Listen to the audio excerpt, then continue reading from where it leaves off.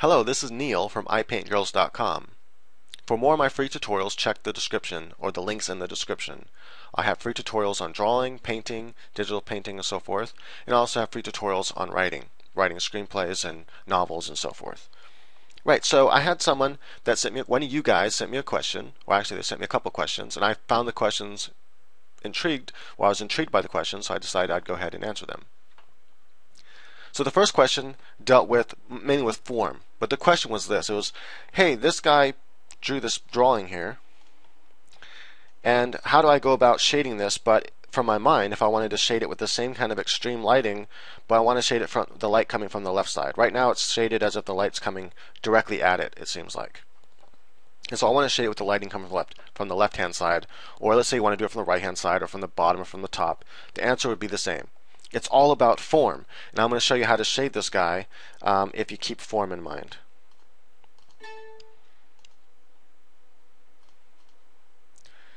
And let's see here.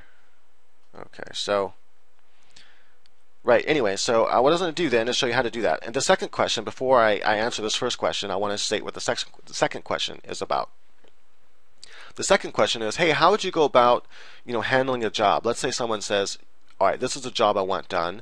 The setting is a 50s style, so I want it taking place in the 50s. And I want a family in the 50s sitting around a table, and each of them are holding knives behind their back. How would I go about doing that? What kind of research would I do? How would I begin to find references? If I never drew anything like that before, how would I get prepared to draw something like that? So I'll answer that after I do the question on form. So if I wanted to try to match this style exactly, then I wouldn't use any sort of like realistic form. That is, I wouldn't have a shading like this. Rather, I would just have a mid-tone, and that mid-tone would cover the whole face, like so. And then I would shade it. Now, I have this set on, and this locks the pixels in that layer. It means that whatever pixels are on that layer, you can only paint on those pixels. I'm going to unlock it for now. I just want to explain how I was able to do that really fast. Okay, so first thing I'm going to do is I'll make a layer, and this will be for the darkest dark. So I'm going to pick a color for the darkest dark. So it'll be something like this. And in fact, I'm going to take this right here, this layer, the guy. I'm going to turn him into black and white since I'm going to be working with black and white. Actually, you know what? I'll just work with the colors he has there. So I'll work with color. How about that? I'll take that mid-tone green he has, color lock this again, and color this in with that green color. Voila. Next, I need to grab the colors he uses. So here's the dark green he uses. I'll go to make a new thing for that. Here's the next color green he uses. And then finally this lighter color green he uses for the light colors. And make sure that that's light enough. And it is. Okay. Right. So as I get going, I imagine the form of the object. And I'm going to be coming out with a course that's all about form. So this tutorial isn't going to be like thorough and isn't going to be nearly as thorough as like a course would be on form, but just a quick overview of form. So first you have the large object. That is the whole shape that we're dealing with here. It has its own, there's a form to it. It's kind of rounded, it's not flat, and it kind of comes out at us. I try to show that by using grid to show that it's kind of coming out at me, and it's not just a flat object. That means that if the light hit it from the left-hand side, and I saw the layers lock on, if the light hit me from the left-hand side, like this, then all this side will have more shadow and this side will have more light. And so I can represent that then by saying, okay, this side will have shadow and that side will have some light, like that, right? That would be the overall form. But we're not doing such a realistic look with this one, but just keep that in mind. Then there's the secondary lighting system, and that deals with each individual form on the form. So you have this kind of like football shape, let's say, and that's the main form. On top of that football shape, you have other shapes. You have like a little sphere here. You have a sphere here. Two little spheres here. You have a kind of protruding out here. It's not flat. It kind of has a shape like this. You have another protruding shape here, which kind of comes out a little bit. That is, it's not flat. It's not like this. It's not just a flat surface. It's protruding out toward us a little bit. So it's like a well, I don't know what that shape would be called, but it's popping out at us. and so forth. You have all these little shapes. So you would then shade each individual shape according to that lighting system, the light coming from the left-hand side. So over here, we'll start with the nose, for example. First thing I'm going to do is just draw this darker color. And this would be the left-hand side. The reason why it's on the left-hand side is if the light is hitting the object from the left-hand side, then the left-hand side is going to receive the light, and the right-hand side is going to receive the darks. Take the next dark color, and I'm going to try to match it sort of with the style, that he would go with. It looks like something like that. Some sort of spikes. So the overall the side is like the style is like cell shaded, but with this kind of spikiness to it. So it's a little different. It's weird to match, I think, the weirdness of the art. Then that light color. And he'd probably have, thinner spikes. So I'm just trying to imagine, how he might shade this. So shading and coloring all comes down to form. If you don't understand form, your shading is never going to look right. But if you understand form, then your shading will look right. And I'm sorry I don't have more time to go into what form is and teach it. That's going to be reserved for a huge course. Right, so now I have the nose kind of done in the style that, it looks like he might do it in. But it looks like he'd probably go more spiky with this here. Like this. It should be kind of like coming across. And he would probably try to show, I accidentally drew that all in the same layer. I didn't mean to do that. I meant to do different layers for the shadows and everything, but oh well. I can work with this, that's fine. So imagine what he'd probably do is try to show the form by making the lines not straight, but kind of rounded when it's hitting a rounder part of an object. So this object is more round, and so the spikes can't be straight. The spikes would be kind of curved to show the roundness of the object. That's of course maybe not exactly how you would shade it from the side, but you get the idea. Next you'd have the nostrils would be filled in dark because the light usually never hits there. That's the light's coming from underneath. A little bit of shadow there, maybe some drop shadow on this nostril, and then a little bit of shadow on the furthest part of the nostril, because that's, remember, the light is hitting like this, so one side would be light, one side would be dark, and then you'd have the light side over here, and you might not do any spikes because those objects are too small. Then the midtone, right? So now it's being shaded from left to right, and you just do that with all the objects in that way. So you take this object and you imagine the form here. It's got its little roundness. You have this form. You have this form that kind of comes in. It's flat, but it kind of comes down like this. Then you have the nose, which isn't totally flat. Has a little bit of, a little bit of roundness to it. It's not like round like this or anything. It doesn't pop out that much, and it's not totally flat either. It's not like flat, flat, flat. This kind of swoops down. This kind of comes up. So you want to imagine that grid as you're doing the form, as you're drawing everything. You might have one spike here, something like this maybe. Again, I'm trying to imagine how you might do this. To make life easier for me, I might make another layer. Well, I can't now because I'm drawing on the layer with all the information, so well. Again, I might follow the form with these spikes. And this would kind of show the shape of the object more so than if you just did flat shading. Kind of interesting, actually. Maybe a couple spikes on this side over here where the light's hitting. He does have one shaded part with a big bulkiness, so that would be over here now in this particular drawing. We just add a little bit of that light color over there. I'm going to make sure it's not too light, because if I can't get this color, it doesn't quite show. What I might do because of that is a little bit lighter color on this side over here, and this would be, something like that. And I'm just going to kind of line all this in. Then I can just go like this, select inside of here, styles, actions, do my action. So basically what my action does, I don't know why it's fill, should just fill right in. I don't know why is it doing that? I don't know why it prompted me to do that. It never does that, but anyway, so probably because there's a layer already filled in. So what you do is after I have a selection made with this tool here, I just go to select. This is what I recorded. This is what the action does. Select, modify. It changes selection to. Let's go to select something.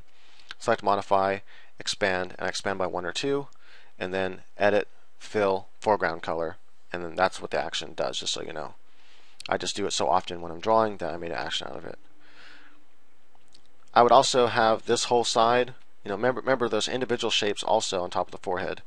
So there's these shapes here, and they have their own form, and so I would shade them accordingly with their own form.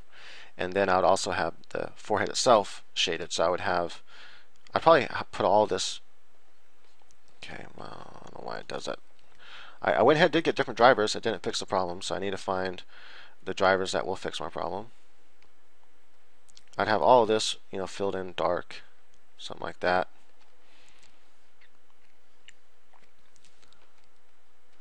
And then I would take that mid-tone color, and it would, follow a similar design, but only that part, because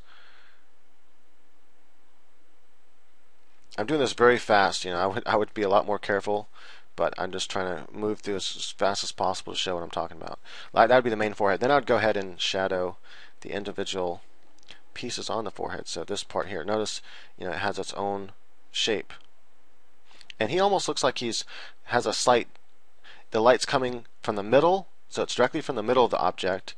It's not to the left or right, but it's also above the object a little bit. So it's coming down on the object a little bit. Notice it's hitting all this. This is reflective light, but all the tops of the surface, everything are being hit. So that's the lighting system he has going on here. If it was straight on, this highlight would be directly in the middle of that form. But since it's on the left-hand side, then we take our colors here, and we'd have this kind of lighter color. And I might even, use this lighter color just for this part here again, because I had that original. I had shaded it with the brush, the soft brush.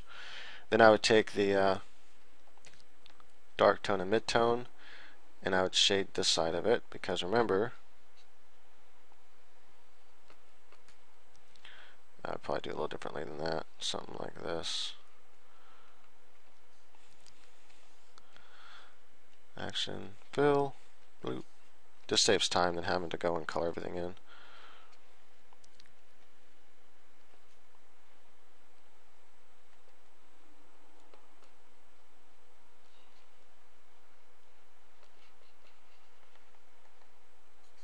Again, I'm being very quick with this. I'm not being very careful because I don't want to spend too much time on this video. I mean, I know I can make my video super long again, hours if I wanted to, but I don't want to have to do that. So there you go. Now that individual object is shaded according to this kind of shading system he might use. He'd probably use more things like that, I imagine, over here. And I probably should try stuck more with that style, but you get the idea. This center part kind of sucks in, and so the same is true with that left and right as it was with the up and down, pretty much. You would but when it be in the middle, you'd have more of this would be all like dark, so you'd have like a really dark mass here, and then probably just this color here. You wouldn't probably have no mid-tone in there at all, because that's all sunk in and more dark. So you'd have these two colors instead. And you might, do something like that with it to match the style. I don't know. You can also try to use the lines, the spikes, to follow form. So kind of, follow that mesh, that swooping mesh. And so you can kind of make the spikes follow that if you wanted to. Let's go ahead and fill this color in real fast though. Make my brush bigger. And I'll show you what I mean by maybe making these spikes follow the form more. So they can kind of do something like this more. You get the idea. And that's how I'd go about shading this entire figure, shading each individual form separately. Let's see, here's under eyes. So the highlight would be coming from that side only. He might have a little bit of the dark shadow and the medium shadow in that part when you're shading it from this way. All this right here, actually the light will be hitting it some. So see, he has the light coming from up and down, so both sides would be the same darkness. But in this case, this side is going to be dark because it's moving away from, it's rolling away from the light. Remember, this is kind of coming up, humping. It's like a little, it's like a jump or something. This side of the jump is going to be hit with light. This side's going to be kind of mid-tone, and this side over here is going to be darker. And so you kind of follow the lines, the spikes. And again, I'm being very quick here with it, and you kind of follow the lines. And all that would be colored in. This would be kind of mid-tone shaded. So I would kind of have spikes like this, and then maybe have a little bit of darkness, but not much. The rest of that would all be colored in this color. I'm going to push pause and color this in. So I would continue to shade like that using, you know, each individual thing. So I know I have a dip in here. This dips in, and these are kind of flat, but they protrude out a little bit. And so I would shade accordingly. So the light is coming from this way, which means that since this is a dip, I would have the dark dip would be here because it's kind of like a hole, right? When you have a hole in something, the light kind of becomes opposite, and the dip kind of comes up like this, so the light would kind of hit this side a little bit, the light side, and then you'd have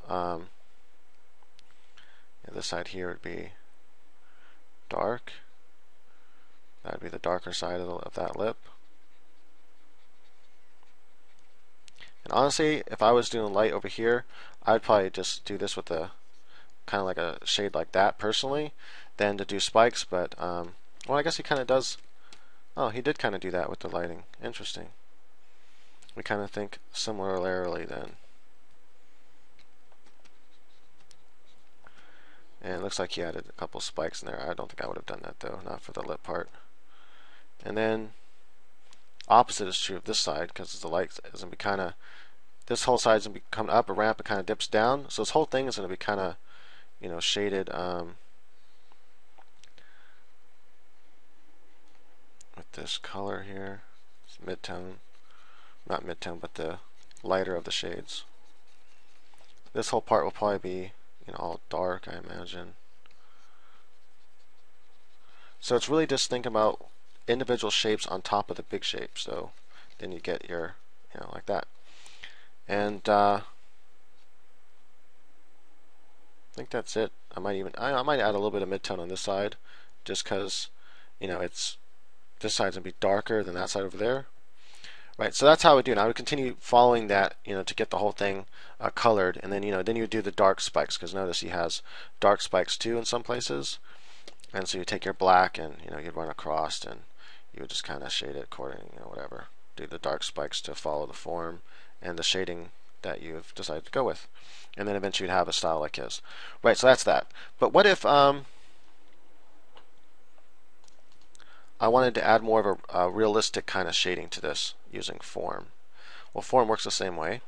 The first thing I would do is I would grab that darker, I'd grab a darker green color here that he uses, and I would shade the whole form. And remember, I would still have to come in with the, let's kind of go like that, and then I would take that kind of light color and just kind of put that light in there. Okay, now remember that I still have to shade individual things like color the hair black, things like that. But for now, I'm just showing the face itself, the skin.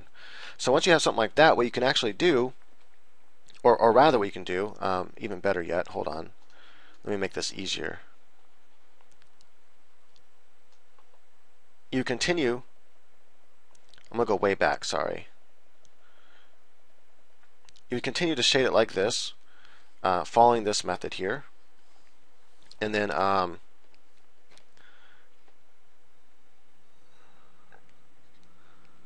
going to make my pen bigger. So you continually continue to shade it like this. Use that mid-tone. Probably should. Oh man, I really should take the time to do this properly, but oh well.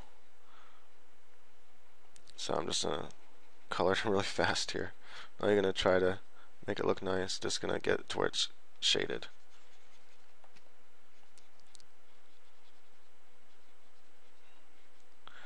Of course, you'd have, you know, you'd have black lines too to match his style.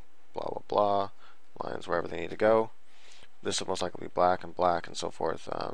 Might have A couple of black lines on this side. And after it's all shaded like that, then what you do is make a new layer, hold down Control key, click on that layer to get a marquee around it so it doesn't go outside of that.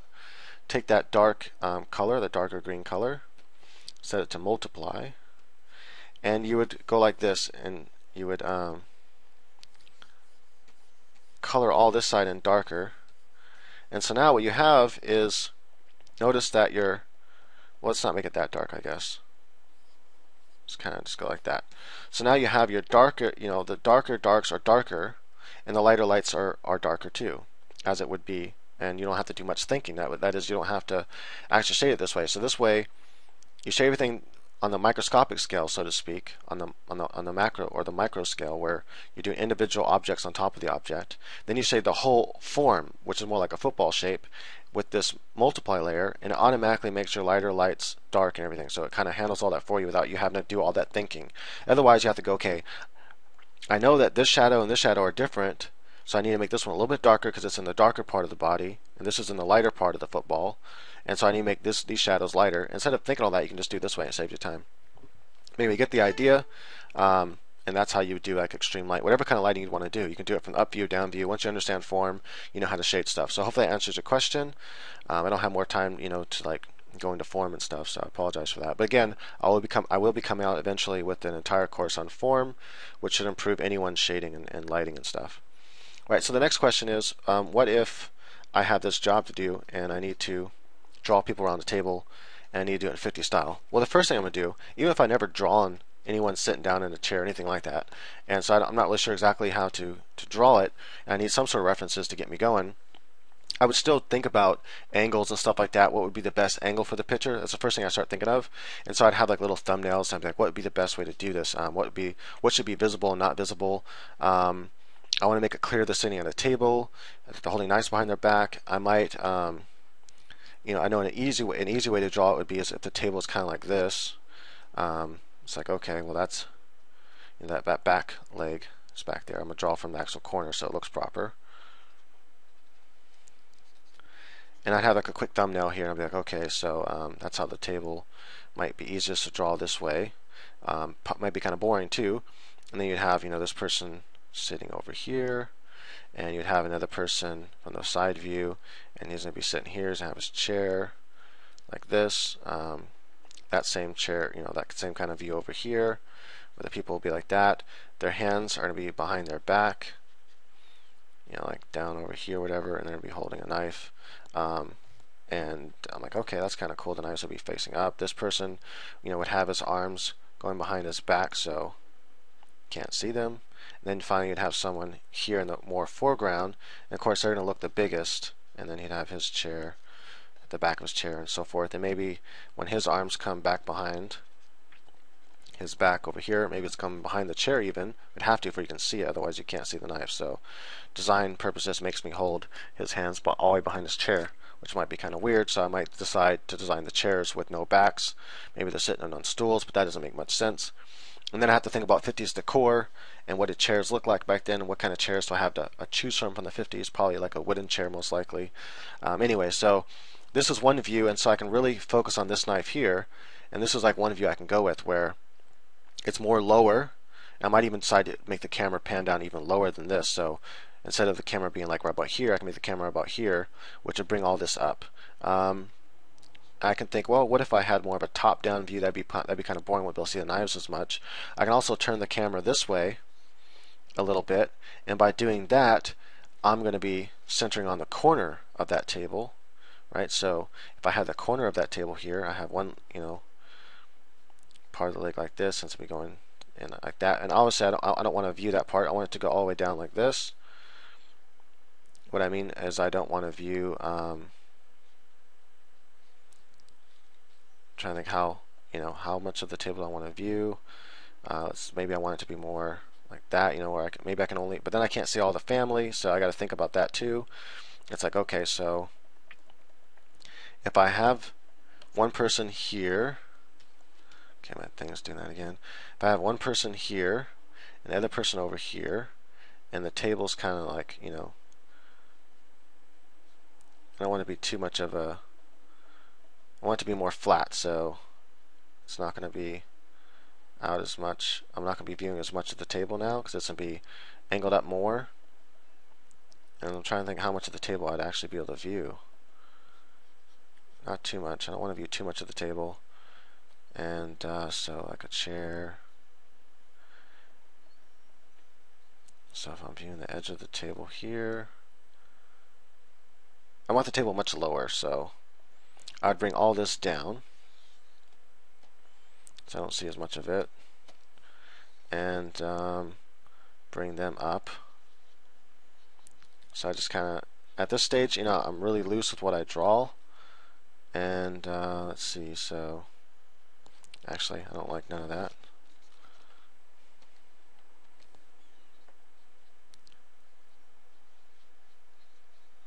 And then one person would be here, another person would be over there, another person would be over there. So I'd kind of have, I'd be able to view this guy's knife and this guy's knife. So still I'm only going to be able to probably view two people's knives even at this angle. But this angle might offer a better, cooler view than this one, but maybe not, because I'd like this guy being up in front and center and close to me, really gleaming on that knife. Whereas here, I don't really have any focal point. The focal point's more of like the table or something. This leg right here is like taking up, and I could try to make the focal point both of these knives and try to make them the focal point. But by doing this, he's closer and he's clearly the focal point, or she if I want to make it a she. But it does kind of block the other person. But as long as I angle the camera right and make it high enough, I will be able to see that person. If I make the angle too low, this person will cover that person completely, and then I won't be able to see them, and then I can only see three people at the table. But that might be desirable too. You just infer that there's another person there, that there's a family sitting there. Or you can kind of rotate the camera just a little bit and still be able to get this guy as a focal point. But anyway, so all that is what I do before I even start doing research, is I think about the kind of angle I want. Okay, so if I've never drawn people sitting at a table, I can do some practice studies of people sitting at a table. I can go and grab some photos of people just sitting in a chair and go, okay, how does it go? So let's say you have a side view of somebody sitting in a chair. So you have a side view of a chair here, and like, okay, I need someone sitting it. What happens? Their weight comes down here, and so when I have their butt and hips, this is gonna be flat, so their butt gets flattened. Their leg, all the weight comes down their thigh, and their leg kind of comes off over here. And then I would know, you'd have the calf would be kind of relaxed. You have the knee, down to a foot. The foot's going to be kind of relaxed. The weight's going to be on it, pushing up against it here. So that's going to be flat. The heel might be off the ground a little bit on their tippy toes. The other leg I might be able to see a little bit. It's kind of at a slightly different angle. Let's say it comes over there, behind the chair over there somewhere. Then you have the spinal cord, and spinal cords are kind of come up like this maybe, because they're kind of, they're just kind of sitting there. And maybe their neck is back, but maybe their neck is more straight, so they're kind of more looking forward. Maybe their head's down just a little bit.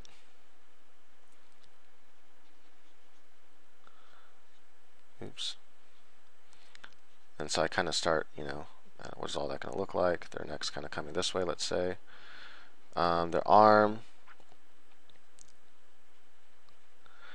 I might as well change whatever reference I'm not looking at reference, I'm just going from my memory right now. But if I wanted to draw this person, from a reference on the side, I made the head a little too big, so I would change that. But, I would, just say in the reference, their arms coming down on the lap, whatever, I would want their hand to come behind their back. So even if that was the way the reference was, even for the study really quick that I'm doing for this drawing, I would actually draw the hand behind the back, showing they're holding a knife. And that's how I would do it, even though the reference isn't like that, because that's what I'm practicing for. I'm practicing that reference for that very reason, not for any other reason. In other words, I'm not really trying to do a study, I'm more or less trying to just quickly get something, for my picture. And so I'd be like, okay, I kind of have an idea how people look at sitting in a chair. And then maybe for the study too is I would, the chair's a little bit small now, but that's so fun. I can change that real easy. Maybe I'll have a chair coming from the front view, and so you'd have the legs in the back, legs in the front. You'd have the backrest coming up like this. And now I know the person's be sitting here on their butt. The weight will be here. I can kind of, draw foreshortening So the knees will be right about there. Let's say I'm slightly looking down at the person, and I keep it really loose at this point. I don't. I just draw like loose shapes. The feet come out at us a little bit. We're kind of looking down at the feet, so they're not totally foreshortened. And then imagine like I don't even worry about the center mass so much as I'm drawing the chest area, the neck, the head area, shoulders. And so kind of want to get my head in there. The arms are going to be coming, behind the back once more. So I would just kind of draw the arms going behind the chair. I'd have to draw the arms going behind the chair, I think, because if not, then they can't show the knife. And so I just kind of do a couple little studies like that just to get an idea of how everything's going to look when I'm done. Before I even begin to do this, I might decide on something like this. The next thing I might do, if I can't find any photo references, I might look at a couple photo references. I might do a quick Google search. So let's see how that goes really fast. Let's see here. Don't worry, I'm going to pull it over here in just a second. I'm just going to Google Images. Okay, so once I'm on Google search engine and I'm on images, I would type in what I think I can type in. So let's type in like dinner table. And it's like, okay, now I get an idea of different dinner tables. I can look at dinner tables for the 50s to get some ideas of what dinner tables look like in the 50s. That would be one reference angle I'd go at. So dinner table 50s. And I'd be like, okay, so I got different ideas of here's a family sitting around a dinner table at the 50s even. And so it's like, oh, okay, maybe that's kind of how they sat with the children and the woman over here. 4-people family looks fine. Something like this angle is more of kind of what I was thinking anyway. Remember I said, what if I just slightly turned the image a little bit to the left? So instead of being directly forward, they're kind of more from the back. So instead of being like this directly from the back, if I turn the camera a little bit, I get something like that reference image, something like this here. And this is also a good reference image to see clothing, how they dress in the 50s and so forth. And instead of sitting like this, they can have their hands coming down here and then kind of coming either to the side, holding a knife right here. He's holding a knife right here. You can see her hand coming down, maybe even holding a knife as well. And if you wanted a 5-people family, or you can just have 1, 2, 3, 4, that guy's missing. This guy has his arms behind his back as well. Or you can put the guy here, the girl over there. The girl has like a menacing smile on her face, perhaps. So you can kind of tell she has a knife behind her back, even though you can't see it. So this right here might be a good angle to work with, and it gives you a lot of information of how things look. So this is just how I would go about it. The next thing I might do is open up Dad's Studio. And then I would position people, I would get some free props and stuff I either get some free props for Google SketchUp for chairs and stuff like that, 50s chairs, just to get an idea of what they might look like from the angles I want them at once I decide an angle, which might be this angle or the angle in that photo. And then I would take Dad's Studio and I would, like sit people down in that program really quick just to see if it's all going to work how I want it to. Because sometimes this actually saves time. Rather than doing a bunch of sketches, you can kind of just sit people down in the scene and then move the scene around in Dad's Studio, and it gives you an idea of like what angle might work best, and then just go with that angle. But it really can save a lot of time. So Dad's Studio 4 is free. You can download it for free, and you get the Genesis models for free to work with as well. And you can just work with like skeletal models or whatever if you wanted to. It doesn't really matter. Something that just renders fast.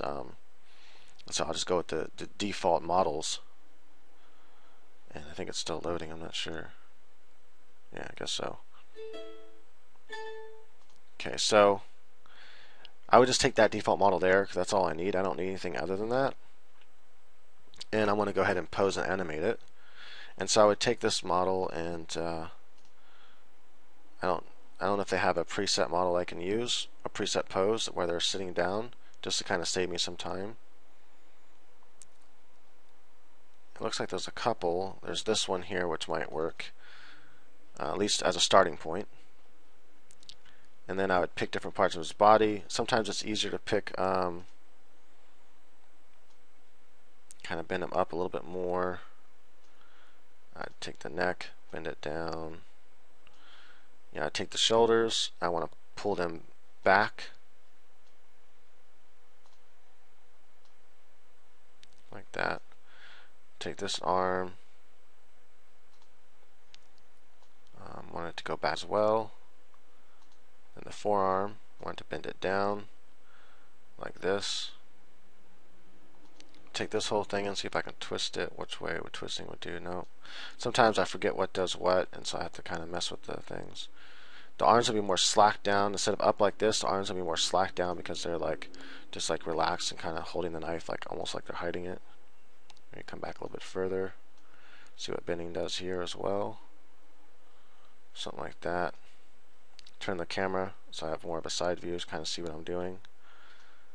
So I don't want it to be pulled too far back. So let's see.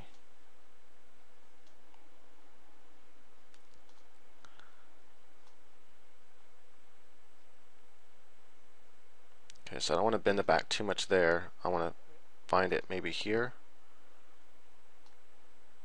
There we go. So then we'd be more sitting down like that. So after I, have a pose that I want, be a little bit more relaxed like this, I would, change the hand and everything and make it to where, they're holding a knife behind their back. But let's see here. Where's another tool? Is this another tool I can use? Just trying to see if this note.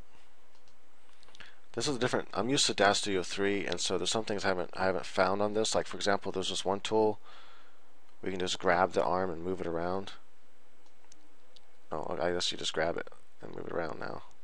Okay, cool. Sometimes it's just quicker to do that just to start getting an idea of where you want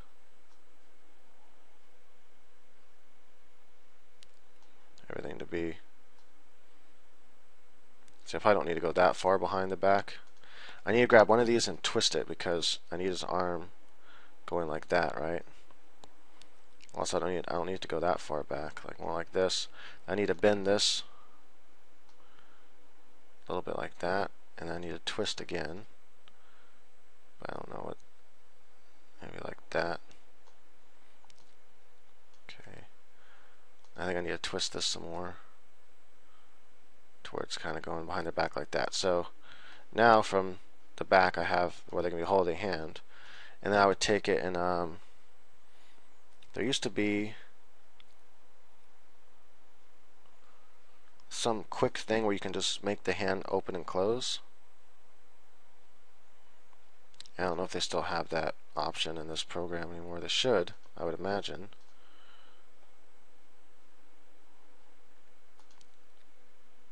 Okay, so I have the left hand.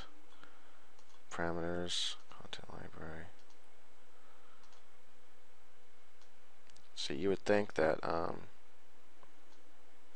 want it to go side to side a little bit more. That's as much as it'll go. I might even turn the thing off to do it more. But anyway, so I can't find. There it is. So they do have it. Okay, so I'd make a fist. They're grasping something. I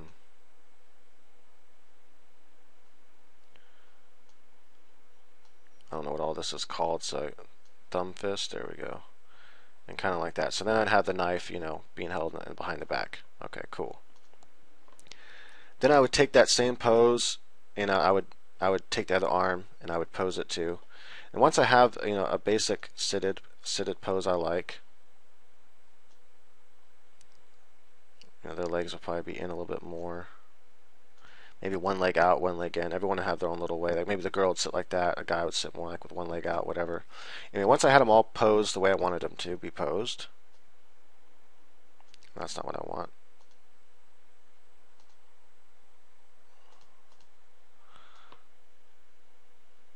Kind of like this. Then I would duplicate that pose. I would save it. I would go edit, and I would or file, and I would save as, and I would save the pose. I'd go to like pose pre. Damn it! Come on, pose preset, and save it somewhere where I can go back and get it. And then I would import a couple other people. So I'd be like, okay, I need to go back to actors and wardrobes, and add another person into the scene. Add a total of 4 people into the scene. Give them all that same pose. Put a generic thing. I'd go ahead and add I would create a generic new primitive in, like, let's say square, and I would change it to be a table shape and put some legs on it and stuff, just for I have a basic shape of a table, just for I have an idea of what part of them would be covered. Then I would find the angle I wanted of the picture. Do I want it to be more down looking at them, more kind of looking up at them, not too much up, not too much down? Let's say maybe something more like this, at an angle like that, or this. If I, this would be the person, that original idea I had with, I might be hiding the person, the other woman, so I might have to turn it a little bit like that if I can see all 4 people. If I wanted to be more low, if I come more upward, I can change like this, and I would still be able to see the person over here, like at least their face or something.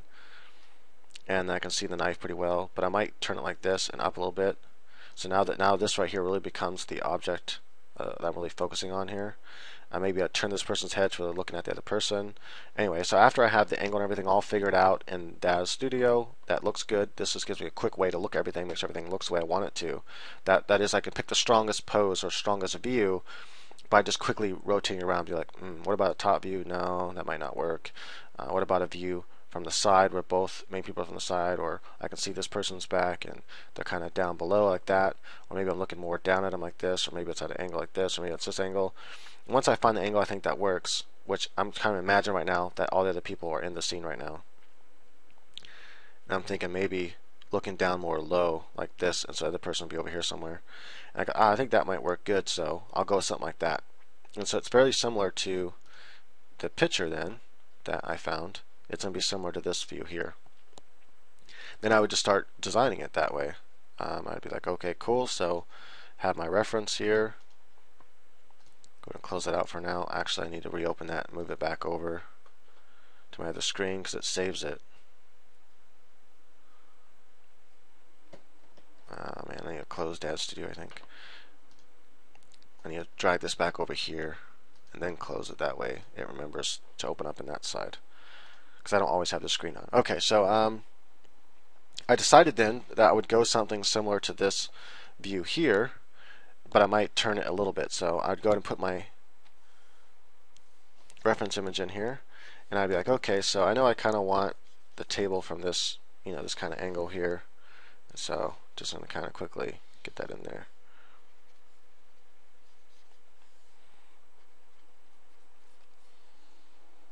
Oops. This table's weird. Instead of the legs being here on the side, the legs are here connected to the table there. So I might actually change that and make the legs over here, and then the other leg over there, like that. And I might go with the chairs like this. I might go with something different, but these chairs look kind of cool. I'd look at some of the 50s chairs, but for now I would just kind of put in some sort of masses here, just to show this is where I'm probably going to want my person seated.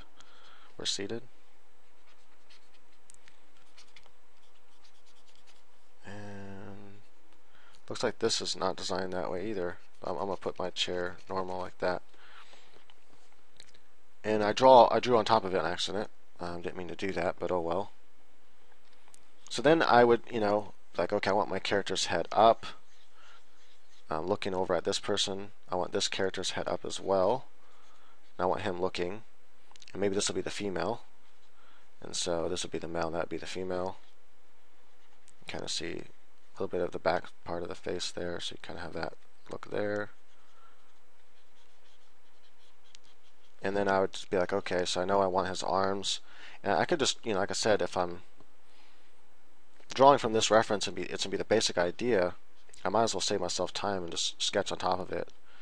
And I can pull this arm down to the side, let's say. Be the mid-spine. This would be the guy's shoulder. And his arm would be coming back like this a little bit. Tricep, even though you won't be able to see none of that because he's probably have a shirt on, because they wear shirt in the 50s. Kind of twist the arm this way a little bit so that the elbow comes out over here more. So it's going to come in this way. And then you'd have his hand like this, making like a fist, and then you'd be holding the knife.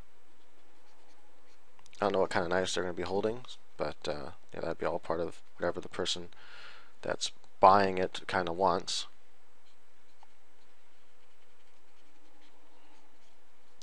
Part of that arm would be blocked by the chair, of course. By this part of the chair would be blocking part of the arm because it's wrapping around over it.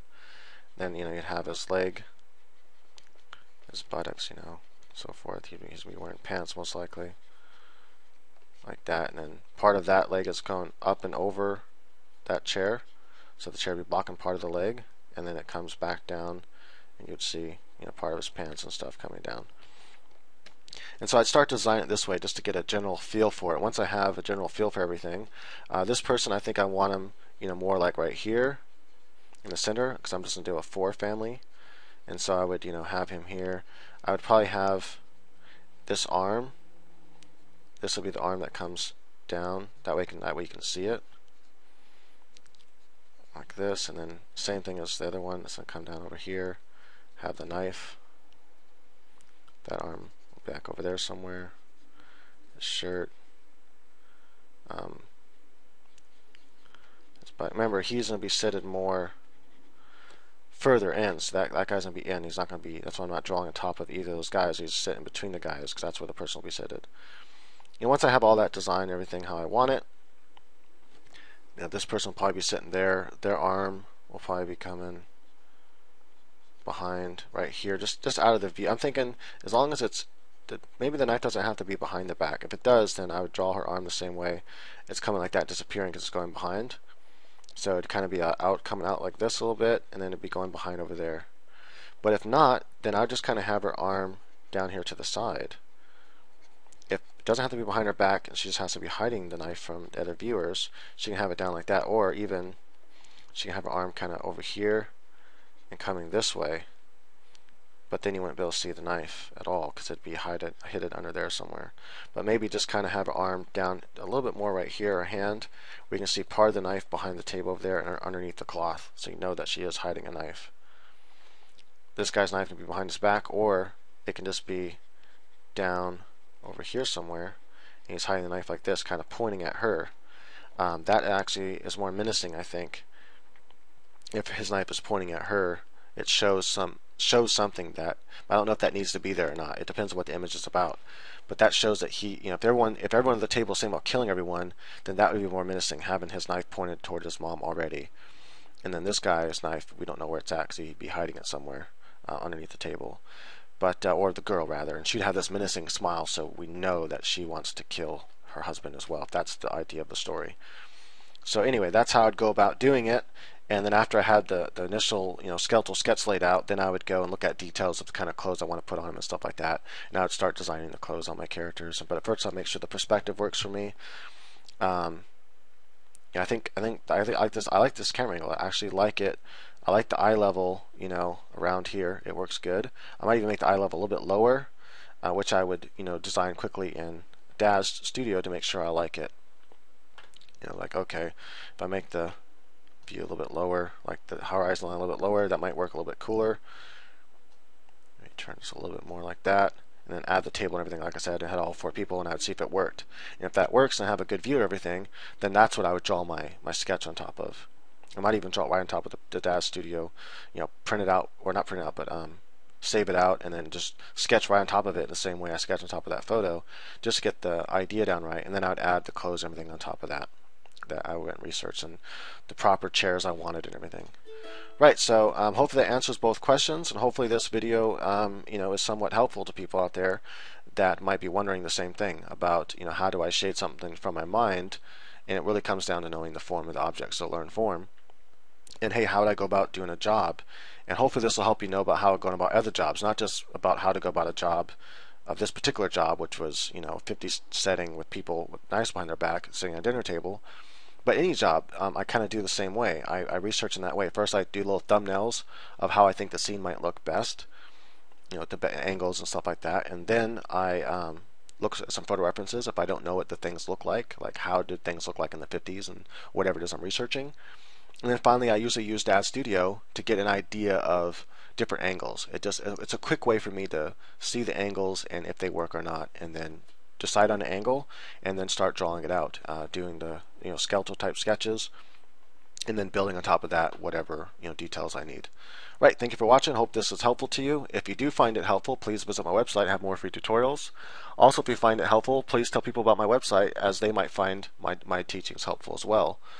Your guys' word of mouth is the only way I advertise right now. So, well, that the videos I make on YouTube, I guess. The more people I can reach, the better. That means the more people I can help. And then also, if you found this video helpful, feel free to leave a comment on what you'd like to see next. Feel free to write me questions, and I might be able to answer them, making a video like this one here if I think the questions are interesting enough to tackle.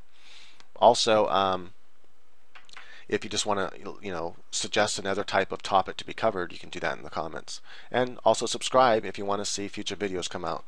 By subscribing, you'll be able to get a little indication on your YouTube saying, hey, there's Neil has a new video out, and you can check it out. That way you don't miss any upcoming videos. All right, thank you for watching. Once again, I'm rambling. Bye bye now.